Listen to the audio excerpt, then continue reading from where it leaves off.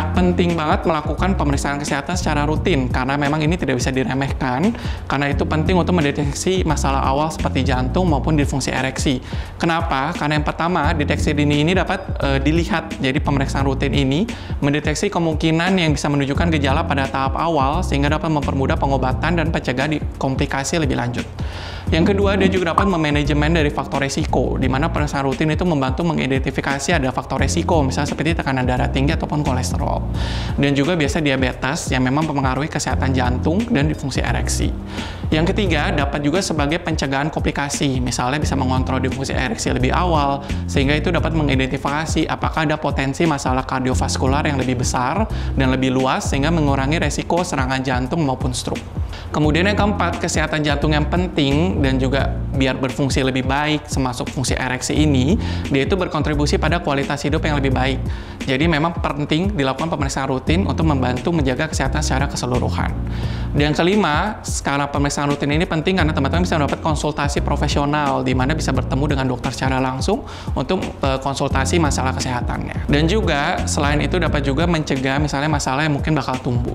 Untuk pengobatan disfungsi ereksi ini sebenarnya ada beberapa cara. Yang pertama ada obat oral yang dapat membantu meningkatkan aliran darah ke penis tadi, ataupun meningkatkan efek dari nitrit oksida, yang tentu saja obat ini harus dengan resep dokter. Yang kedua ada terapi hormon, yang memang jika memang disebabkan oleh kekurangan hormon seperti testosteron, di mana terapi hormon ini dapat direkomendasikan. Yang ketiga ada juga terapi psikologis. Yang keempat ada namanya ESWT, yaitu extracorporeal shockwave therapy, di mana itu ada terapi non-invasif untuk merangsang pembentukan pembuluh darah baru untuk meningkatkan aliran darah ke penis. Nah, selain obat-obatan seperti tadi, dapat juga perubahan gaya hidup yang penting. Contohnya seperti olahraga atau aktivitas fisik.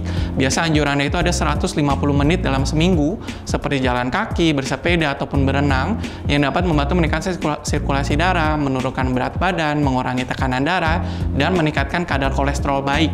Nah, untuk di fungsi ereksi ini juga, olahraga ini dapat meningkatkan fungsi seksual maupun mengurangi stres. Yang kedua, teman-teman bisa mengkonsumsi diet seimbang dengan banyak buah, sayuran, biji-bijian, lemak sehat, yang dimana dapat membantu mengelola berat badan, tekanan darah, maupun kolesterol. Dimana diet yang baik ini juga berkontribusi pada kesehatan jantung dan dapat memperbaiki disfungsi ereksi. Yang ketiga, teman-teman harus berhenti merokok, karena merokok ini merusak pembuluh darah dan meningkatkan resiko penyakit jantung serta disfungsi ereksi, dimana jika teman-teman berhenti, itu dapat memperbaiki sirkulasi darah dan fungsi seksual. Yang keempat, yaitu batasi alkohol, karena konsumsi alkohol yang berlebihan dapat mengaruhi fungsi ereksi dan meningkatkan resiko penyakit jantung. Di mana membatasi alkohol ini dapat membantu mengelola kedua kondisi tadi. Yang kelima, teman-teman dapat menggunakan manajemen stres seperti meditasi, yoga, dan terapi, di mana itu dapat membantu mengurangi kecemasan dan meningkatkan kesehatan mental yang berdampak positif pada fungsi seksual dan kesehatan jantung.